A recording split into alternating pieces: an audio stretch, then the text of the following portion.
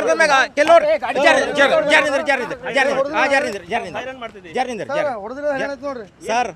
Sir ಅವ್ರು ಏನೋ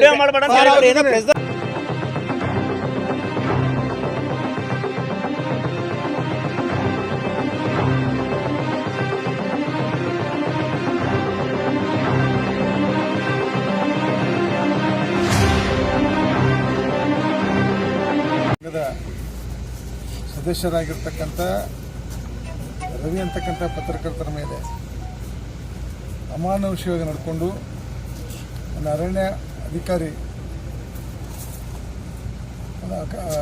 ಅವಮಾನೀಯವಾಗಿ ನಡ್ಕೊಂಡು ಮತ್ತು ಭಾಳ ಒಂದು ರೌಡಿ ಥರ ವರ್ತನೆ ಮಾಡಿ ಒಂದು ಪತ್ರಕರ್ತರಿಗೆ ತಿಳಿಸಿದಂಥ ಘಟನೆಯನ್ನು ಕುರಿತು ಇವತ್ತು ಎಲ್ಲ ಪತ್ರಕರ್ತರು ಒಕ್ಕೂರಿನ ಖಂಡಿಸಿದ್ದೇವೆ. ಅವ್ರ ಮೇಲೆ FIR ಆಗಿದೆ. ಜಿಲ್ಲಾಧಿಕಾರಿಗಳ ಮುಖಾಂತರ ಮುಖ್ಯಮಂತ್ರಿಗಳಿಗೆ ಮತ್ತು ನಮ್ಮ ಜಿಲ್ಲಾ ಉಸ್ತುವಾರಿ ಮತ್ತು ಅರಣ್ಯ ಸಚಿವರಿಗೂ ಪತ್ರಗಳನ್ನು ಕೊಟ್ಟಿವೆ. ಈಗ FIR ಆಗಿದ್ದರೂ ಸಹ SP ಅವರಿಗೆ ಬಂದು ಭೇಟಿಯಾಗಿ ಇಡೀ ಪತ್ರಕರ್ತರು ನೀವು ಭೇಟಿಯಾಗಿ ಅವರನ್ನು ಬಂಧಿಸಬೇಕು ಅಂತೇಳಿ ಆಗ್ರಹಪಡಿಸಿದ್ದೇವೆ.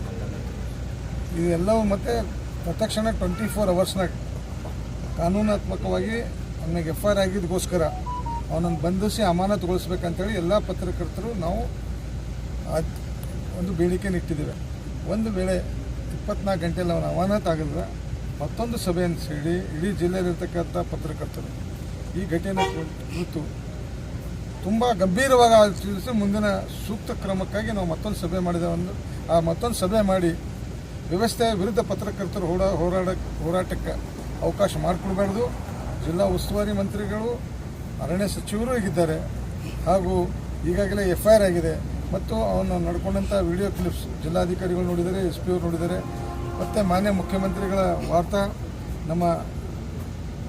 ಅಲ್ಲಿಂದ ನಮ್ಮ ವಾರ್ತಾ ಪ್ರತಿನಿಧಿಯಾಗಿರ್ತಕ್ಕಂಥ ಮಾಧ್ಯಮ ಆಗಿರ್ತಕ್ಕಂಥ ಪ್ರಭಾಕರ್ ಸರ್ ಅವರಿಗೂ ಈ ಘಟನೆ ಕುರಿತು ವಿವರಣೆ ಕೊಟ್ಟಿದ್ದು. ನಮ್ಮ ಕಾರ್ಯನಿರತ ಪತ್ರಕರ್ತರ ಸಂಘದ ರಾಜ್ಯಾಧ್ಯಕ್ಷರಾಗಿರ್ತಕ್ಕಂಥ ತಗಡೂರಿಗೂ ಈ ವಿಷಯ ಗೊತ್ತಾಗಿದೆ.